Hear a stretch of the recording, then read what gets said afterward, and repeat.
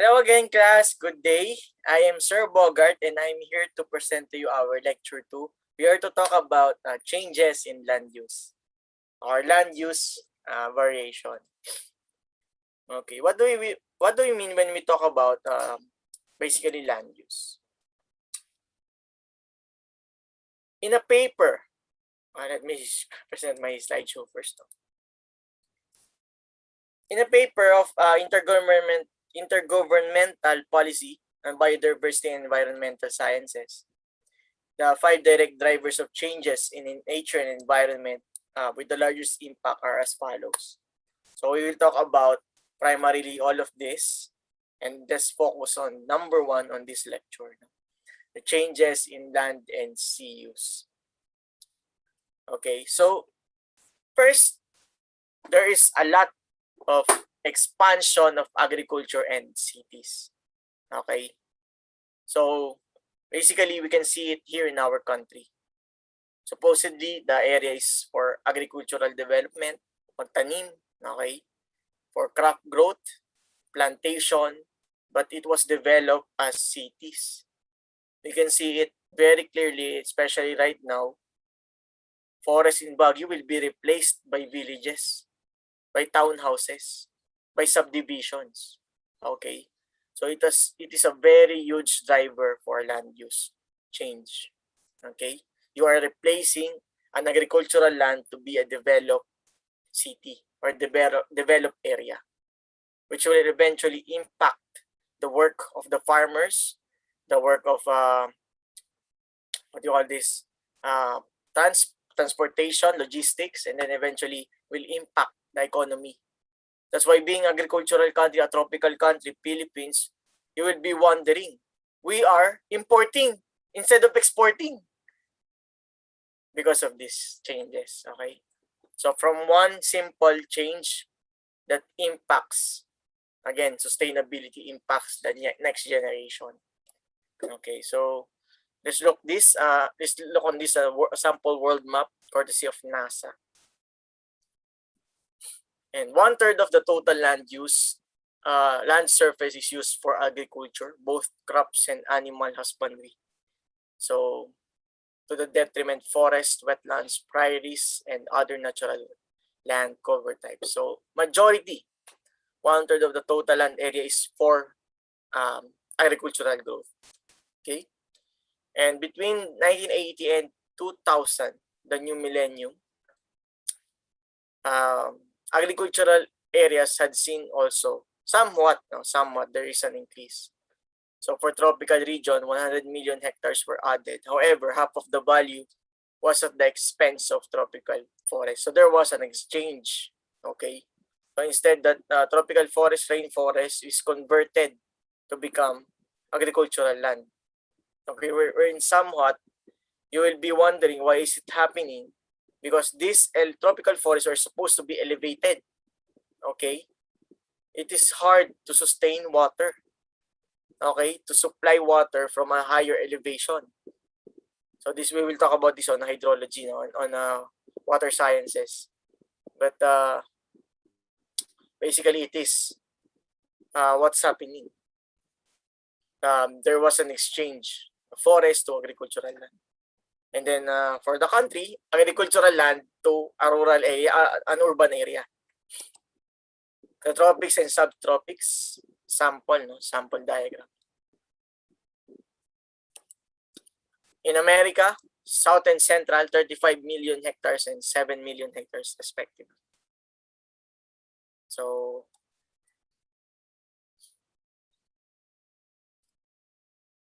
in Africa, the agricultural areas also increased by 1/2 and 1/4 respectively.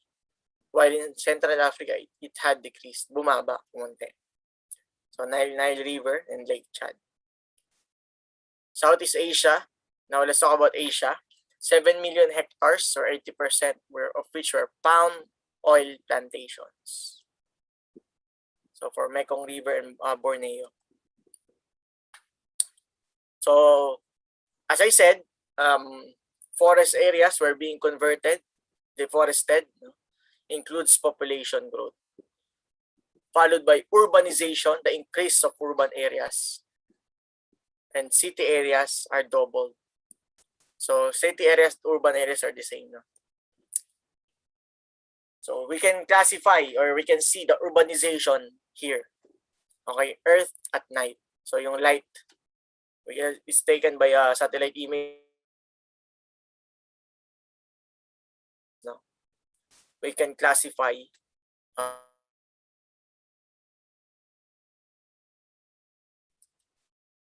so in the country, very common on highly industrial, is not industrialized mga urban areas natin. Metro Manila, Iloilo, Cebu, mga biggest cities, Cebu and Davao. Okay. So the World Bank defines areas are urban if they are included in these types of settlements. So about 50,000 inhabitants in per or 1,500 inhabitants per square kilometer. So take note of those numbers. It's an easy classification for urban areas. For the rural, it's a little bit lower. Okay. So divisible by 10, 5,000 and then 300 inhabitants per square kilometer. So government interventions such as conservation policies had varying effects in the rate of deforestation. So meron naman, there are included policies to protect or to conserve, to sustain the current environment. So as we can see here in China, afforestation rates were documented for the past 30 years. But in Brazil, such policies were ineffective, leading to high rates of deforestation. So it all boils down to guys, policy implementation. Okay, the policymakers should properly implement the policy that they have completed. So it's a duality, afforestation versus reforestation. Planting of trees and growing of forests where there had been none in that geographical location previously. So an empty area, you will be planting. Reforestation is basically already had a forest before. Okay, maybe wildfire happened, deforestation happened, then you will plant again trees. Okay, just a clear definition of these two realities. So in this paper, in this journal, there's so much carbon dioxide in the atmosphere that planting trees can no longer save us. The limits of global warming mitigation by terrestrial carbon removal. So there is an actual need for trees, okay? Because this will somewhat limit the increase of carbon dioxide in the atmosphere. Some other journals, plant 1 trillion trees, imagine that. Plant 1 trillion trees. So some papers, some journals. Let's read. Tree restoration is the most effective solution to climate change today. Okay, not cloud seeding, not desalination, not conservation of water, but basically tree restoration. You choose reforestation or what's the other term? Afforestation. Okay, from these two. So other factors that affect the expansion of agriculture are shifts in diet from plant-based consumption to animal-based consumption. So this is now concerned on the way we live or our lifestyle as human beings.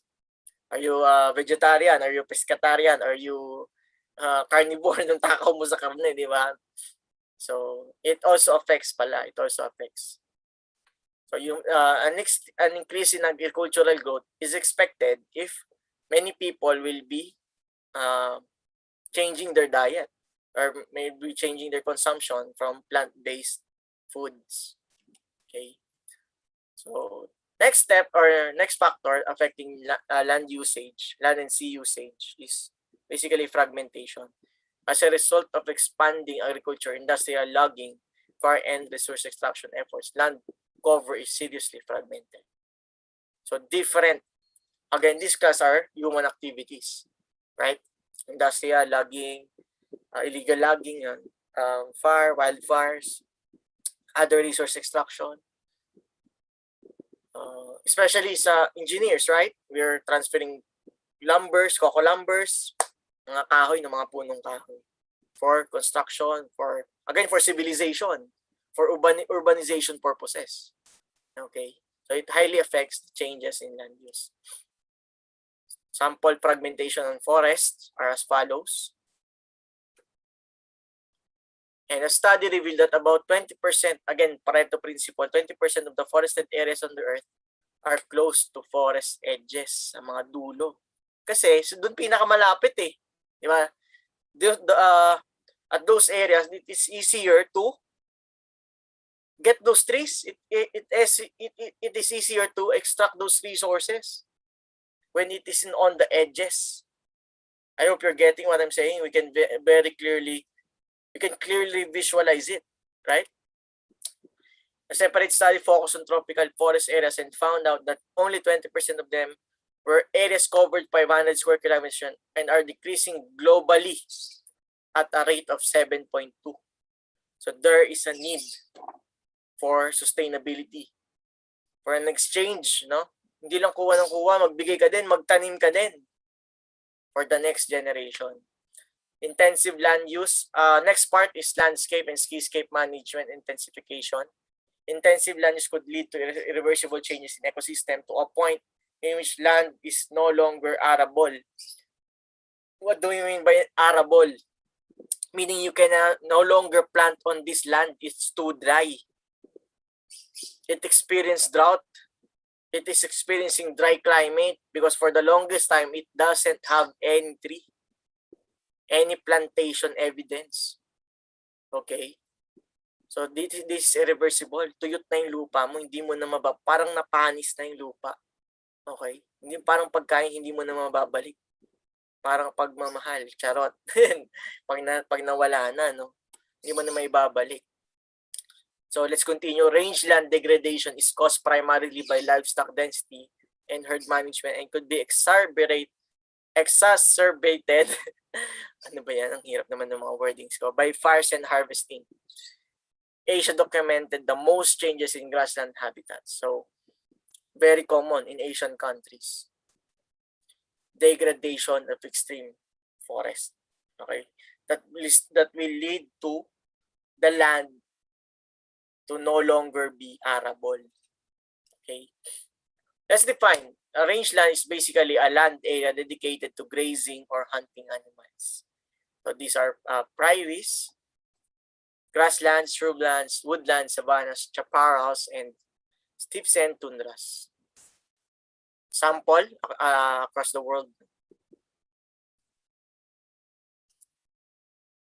In sub-Saharan Africa, intensification of these agricultural efforts led to stabilization and sometimes reduction in agricultural area.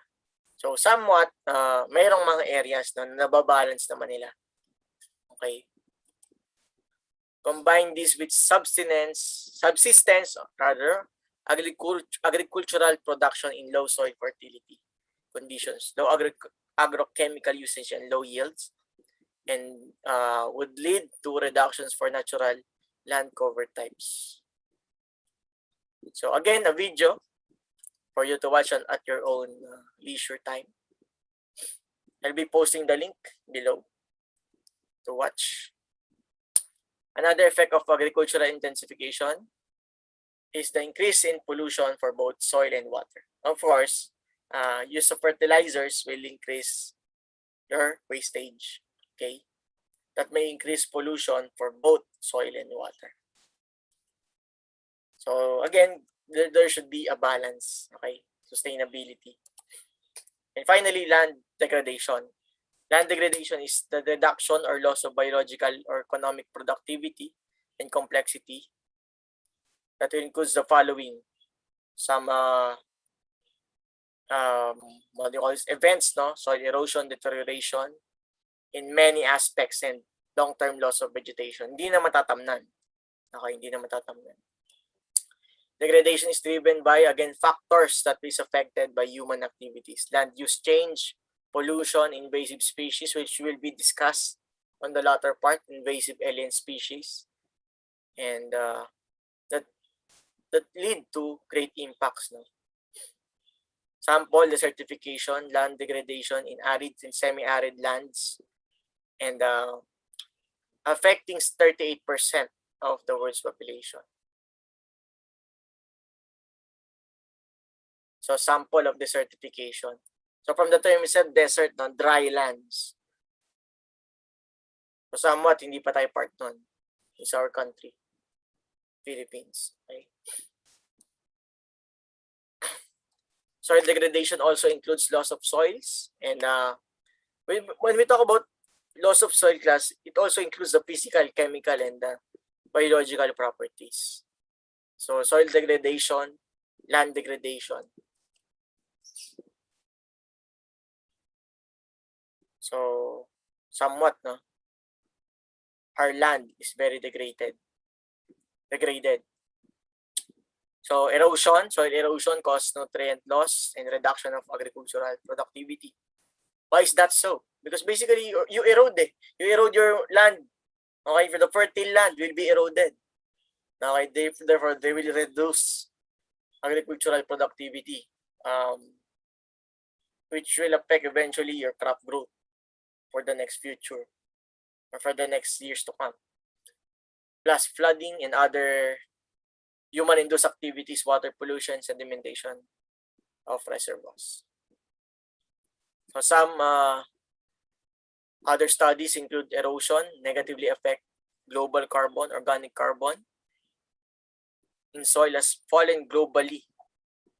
And reliable global estimates of the magnitude and extent of soil erosion are unavailable, but its occurrence in all countries can be confirmed. And basically, soil acidification, the buildup of hydrogen cations that reduces soil pH. So also affecting the land use. So global soils in over 100 countries are affected by salinity, basically the amount of salt in soil. Okay, not just in water, because soil can create what? Can destroy what? Fertilizer, di ba? It can shrink the good bacteria, parang ganon. Yung nagagawa ng soil. Di ba? Pag may sugat ka, ang ginagawa, pag lagyan mo ng asin, gumagaling. So, ganun din. Ang pwede niyang gawin, it dries out saturation for your fertile soil. Therefore, will produce also land degradation for soil salinity. And exacerbated by irrigation at rates not adequate to exceed evapotranspiration rates. And the poor drainage or groundwater levels is near the soil surface by the use of brackish water to irrigate. And by intrusion of seawater near coastal areas and by shifts from deep-rooted perennial vegetation to shallow-rooted annual crops and pastures. Okay. So assessment of land degradation. In the country, about 45% of our total land area is moderately to severely eroded. So there is a decrease or there's a degradation for our land. So this is a land use, or potential erosion. And if we can check, if we can check papers and studies, somewhat it's kind of confusing class. Why? Because you will be wanting data and it will be given to you in Google, but you cannot proceed to the website. Okay, it's one of my dilemmas since I'm conducting my thesis study, my graduate study. So some of the data are not provided. You cannot easily access. Okay, you need to sign a letter, make a letter, go to the office. It's very hard. But basically, again, for land degradation, the Philippine land degradation in map, trends in land covers change and soil organic carbon. So in summary, assessment of human-induced soil degradation in South and Southeast Asia. We have combination of the following, right? Light to extreme topsoil removal and then physical deterioration. So land degradation also affects class. As I said, land degradation will affect erosion, will affect vulnerability. Okay, because you're exposing people, okay, for erosion. When erosion will happen, you're exposing the safety. Pwedeng mapahamak yung mga tao. So, it will increase vulnerable areas. And then, what are land degradation hotspots? Okay. These are areas categorized as requiring immediate interventions or priority areas for land conservation measures. So, many parts should be, we need to be, make, what do you call this? We need action, okay, for land conservation measures. Okay, so what will be our part? What will be our part in land protection, in land use protection? So there are different studies, class, no, of it's called the comprehensive land use plan. It's part of environmental planning module, and you can be a licensed environmental planner. Do you know that, no? So you can make plans, no, and propose to different cities, municipalities, and of course you will be awarded. There is may bayad, syempre. So that is a licensure, and you can produce comprehensive land use plan, comprehensive development plan. So you can take part for those activities. Okay, so that will be it. That is land use changes, land and sea usage changes. That's for lecture number 2. Thank you all. If you have any question, class, please comment down below or message me personally.